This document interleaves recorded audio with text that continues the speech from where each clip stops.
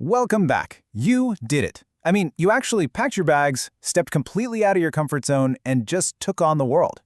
I really want to start by just validating what an absolutely incredible journey you've been on. But as you're probably kind of figuring out right about now, coming home isn't just about tossing your suitcase on the bed and unpacking. So let's dive right into this explainer. Today, we're going to navigate the logistics and, frankly, the completely normal yet wonderfully complex emotions of returning home from studying abroad. We're going to make sure your transition back is as smooth and, honestly, as impactful as your time away. Okay, so it's incredibly helpful to just kind of map out your entire study abroad and global engagement, or SAGE, journey. You started way back at the advising phase, you pushed through applications, pre-departure, and then obviously that amazing phase 4 while you were actually out there on your program. Well, look at where we are now. You are officially entering phase 5. The returnee phase. And yes, it's a distinct, fully recognized phase of the whole journey. It is literally just as important as the planning and the traveling itself, because this is where we unpack not just your luggage, but your actual experiences. All right, before we get deep into the personal transformation stuff, let's just quickly knock out some important academic housekeeping. The main goal here is securing your academic credit so your mind is totally free to just focus on you and your personal transition. SAGE is going to need to receive your academic reports or official transcripts. Just make sure you've uploaded all those transfer approval forms right to your CSUF Study Abroad portal.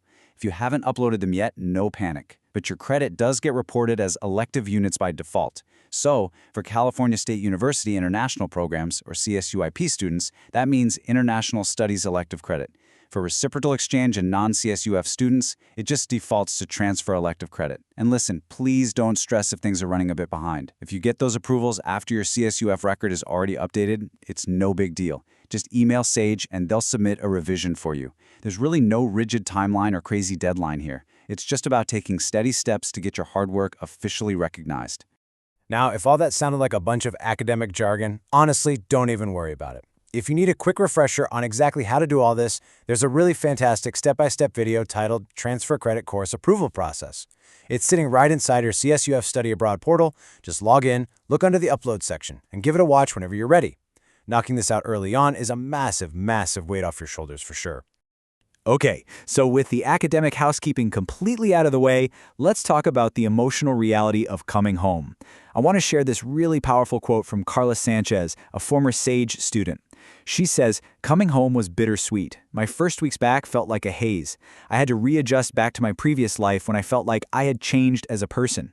Does that haze sound familiar to you? You might be totally thrilled to see your family, absolutely craving your favorite local food, but at the exact same time, you might be feeling this profound sense of sadness that this highly anticipated chapter of your life is just over. Carla's words hit the nail on the head. Whatever messy, totally confusing mix of emotions you're feeling right now, it is absolutely valid, and honestly, it's shared by almost everyone who comes back. What Carla was describing there actually has an official name. It's called re-entry shock. Now, you've definitely heard of culture shock when you go abroad, right? But re-entry shock can sometimes hit you even harder, mainly because you just don't expect to feel it when you're literally sitting in your own home. It's defined as the realization that there's now a disconnect between your new inner self, so your updated psychology, your emotions, your new cultural awareness, and the old social system around you. It's just completely normal psychological friction. And you know what? It happens for one simple, honestly beautiful reason. You have become a much more complex human being. Just picture what this internal conflict actually looks like day to day. You come back blooming with these amazing new perspectives, new colors, new ideas. But meanwhile, your friends and family, well, they might still see you exactly as you were before you left. And that can be surprisingly tough. You might find that people at home aren't actually as interested in hearing about your experiences as you are in sharing them. Or you might intensely miss that tight-knit community you built abroad. Or even just miss the novelty of being a foreigner. You might even catch yourself being a bit more critical of how things are done here in America now that you've seen how other parts of the world operate. Sometimes you might even feel like you have to kind of shoebox or compartmentalize your experience just to fit back in. And that's heavy. Which leads us right to what we call the re-entry roller coaster. Some people call it the U-curve, the W-curve, or even the worm. But just think about these ups and downs for a second. You usually start right at the top with this honeymoon phase at home. Let's call it the in and out stage, right? Where you're just so incredibly hyped to eat your absolute favorite food and finally sleep in your own bed. But inevitably, that card is going to dip down into a crisis phase. You start judging things at home, you get frustrated, and you just deeply miss your host country. Then, you slowly recover, only to maybe dip again a little later. Understanding this roller coaster is absolutely crucial, because when you hit that low point, you're going to know you aren't stuck there. You're just on the ride, and recovery is quite literally the next track over. So, how do we actually get off this roller coaster and find our new normal? Well, it generally happens in 3 distinct steps. First up is readjustment. This is pretty straightforward. It's simply the process of adapting to a changed situation. It just takes getting used to your old physical environment again. Second is reconciliation. Now, this is about restoring relations with family and friends who might not fully get the new you right away. That requires time and a lot of patience. And finally, reintegration. This is where the real magic happens. It's the action of intentionally combining your new global mindset with your life back home to create this unified sense of self. It doesn't just happen by accident, though. It takes real, deep intentionality. So I want you to take a second right now and just ask yourself, how have you changed as a result of studying abroad? Seriously, think about it. And how do those changes affect you being home? Are you more independent now, more adaptable? Do you communicate differently than you used to?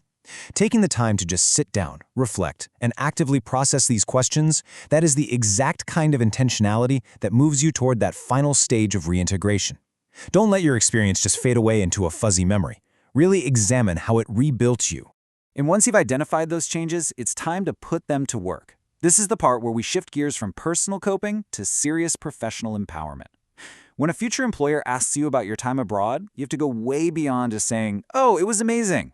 You need to take a real inventory of the hard and soft skills you gained. We're talking cross-cultural communication, adaptability, problem-solving in high-stress situations. Then, market those heavily on your resume and your cover letter. Develop a really impactful elevator pitch that concisely explains how navigating a completely foreign academic system literally makes you a better candidate. Sage has some fantastic tools for this, like the International Studies Abroad or ISA Career Resources Guide. Your personal growth is highly marketable professional capital now, so definitely use it.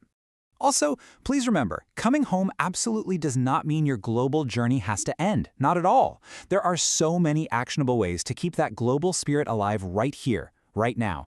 You could join the Global Titans Ambassador Program, or maybe the Global Titans Buddy Program, which is awesome for mentoring incoming international students. Or, you can start looking ahead. Maybe your next step is a master's or doctoral program abroad. You could look into becoming a Fulbright Scholar, a Boren Fellow, joining the Peace Corps, or even teaching English abroad. Honestly, finding your community here at home with people who share your exact global curiosity, it's one of the best ways to channel those messy re-entry emotions into something incredibly positive. Let's go ahead and wrap up with this really powerful thought. Sage loves to share this quote, "Finishing climbing one mountain only gives you the right to climb the next one." And it's so true. You have just conquered an absolutely incredible mountain. You navigated a new country, a totally new culture, and you found out what you were truly capable of. You're never going to be the exact same person you were before you left, and honestly, that is your greatest victory. So, take the time you need to process the haze, update that resume, stay engaged with your Titan community, and ask yourself, you've conquered this incredible mountain, so what will your next one be? Once a global Titan, always a global Titan. Thank you so much for joining me for this explainer, and sincerely, welcome home.